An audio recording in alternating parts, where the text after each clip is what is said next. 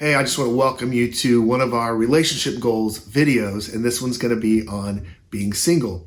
We are going to be talking a little bit about dating as well, and so keep that in mind that this is mainly for singles who are adults, and there will be dating advice. And I want to let you know too that this is a very underproduced video. I thought that I would want to just talk to you from my heart as someone talking to their friend. And so keep that in mind as this video goes forward.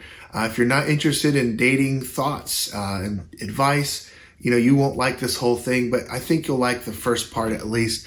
And so why don't we go together in this journey talking about what it means to be single and what are some of the challenges and pitfalls with that. And so the very first thing I want to say is I also understand that when talking about single, it's not a single type of person. There are singles that are in their teenage years, 20 years old, adult years, people that are single after a first or even a second marriage. And there's a very broad spectrum of what it means to be single. So I won't be able to speak to every perspective, but in some ways I am going to speak to every perspective as it is to be single. And so I want to encourage you again, this is mainly for adults, those that are really graduated high school and 18, 19, 20 and beyond.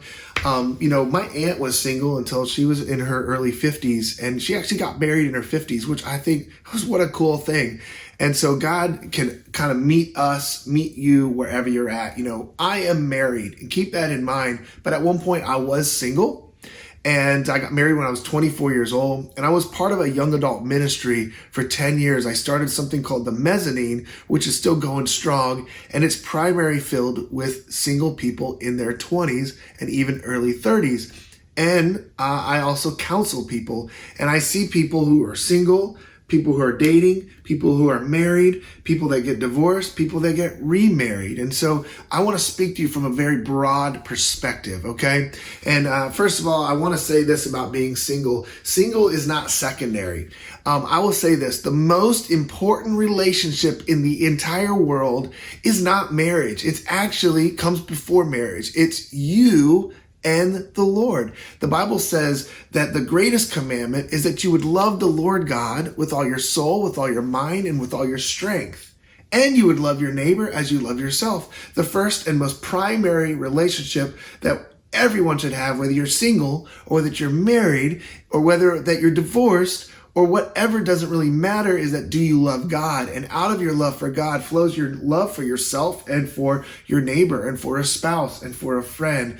And so the very first thing I want to say is this, that being someone after God's own heart will get you through any type of relational pain. And here's this thought. King David in the Bible was said to be a man after God's own heart. In Acts chapter, I have it written down here, 13, verse 22, that David was found by God, son of Jesse, a man after God's own heart, and he will do everything I want him to do. This is a radical statement because David was single. David was separated. David committed an affair. David lost a child. David committed murder. I mean, David went through every kind of relational pain that I believe that anyone could have. Yet it was said that his love for God and him being a man after God's own heart pushed him through all of those things and got him to the other side. And so the most important thing for a single person is, are you after God's own heart? Do you love God? Do you put God first? And putting God first isn't just for yourself, but if you want to get into dating advice, one of the most important bits of dating advice is going to be this, is only date marriage material, okay?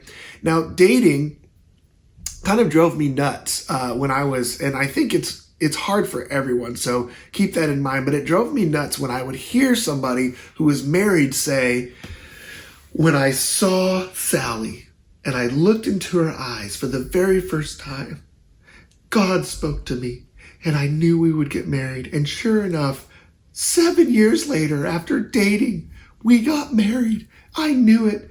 That always drove me nuts because I just thought, am I ever going to meet Sally? Am I ever going to see that person across the room and know that we are to be one the instant I see them?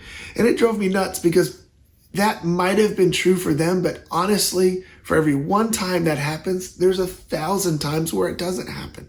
Where you see somebody and you think, oh, this might be the one, and something happens in your heart, something flutters up, and they're not the one. Why? Because through a process of dating, through a process of getting to know them, you discover that you're not compatible for each other, because it truly takes two people. It takes two people to make that connection. And so I would say this is that dating is a process of discovering if that person is right for you.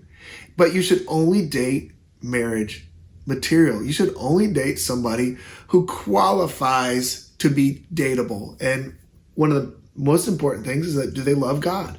Do they love God?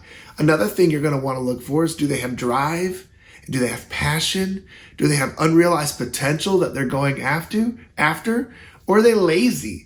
Do they take advantage of people? That's not good. But if they're a person with drive and potential, and they're going for it, and they're working part-time jobs, and they're in school and these type of things, or they run a business and all, those are good signs. Okay, so they put God first. They have drive and potential. Another thing I want to look at here is this: sex clouds your judgment.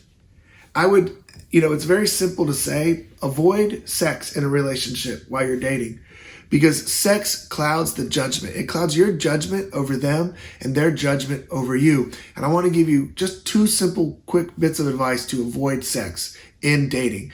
Number one, you have to commit to not doing that. That's a commitment of your own heart.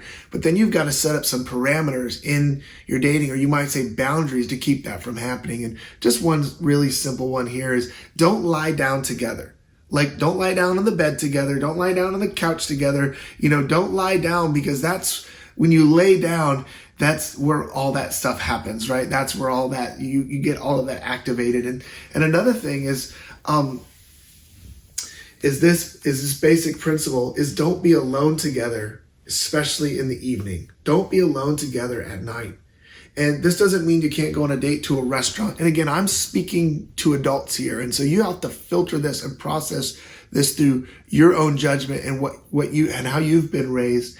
But here's the thing: when you're alone together in the evening and you're laying down together, this is the kind of ingredients and environment where all of those things begin to break down, and all of the things that you said you wouldn't do, that's when those things begin. And so don't lie down together, and don't be alone together in the evening. Another thing I want to speak on is this: dating is very hard.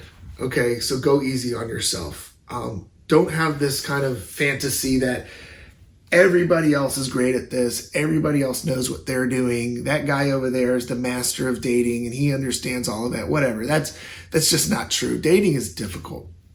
I remember when I started dating, really the internet was in an infancy stage as what it is today. And dating sites were popping up, and a great Christian dating site was born. I put my information in looking for somebody on this dating site, and I literally got one match, and they were 45 minutes away. And I felt so dejected. Like, my mom was the one that told me to try the website. She heard it on the radio. And I tried it and I failed, and I felt so dejected. Like, look, there's only one stinking match 45 minutes away from me, and I gotta pay to find out who it is. And I was so upset and so angry. These are common emotions during that time in dating, because dating is trying to make something new happen. And anytime you're trying to birth something new, it's difficult. A new business, a new education, a new friendship. These things are not easy. When you're trying to buy a new home or whatever, things are not easy. They're things that have to be created. And also, dating takes two people. Marriage takes two people in agreement. And so all of those ingredients, it's not easy for everybody. In fact, it can be very difficult, but leaning on the Lord during this time helps a ton. The last thing I want to say is this: is your confidence in who God made you to be and the purposes and plans that he has for your life is the most attractive thing about a person. Like, when you're confident in who God is, when you're confident in your love and your passion for him, and then you're confident also in who God made you to be and the purposes that plans he has for your life, that People love that. They want to be around someone like that.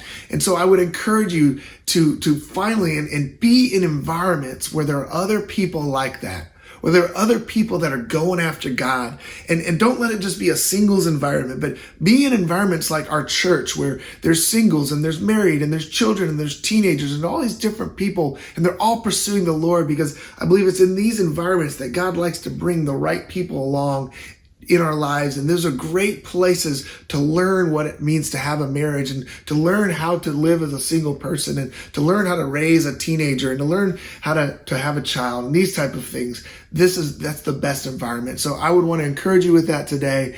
And I want to encourage you to continue to join us in the relationship series, watching these extra videos that we're producing along the way. Thanks for being a part of it. Take care.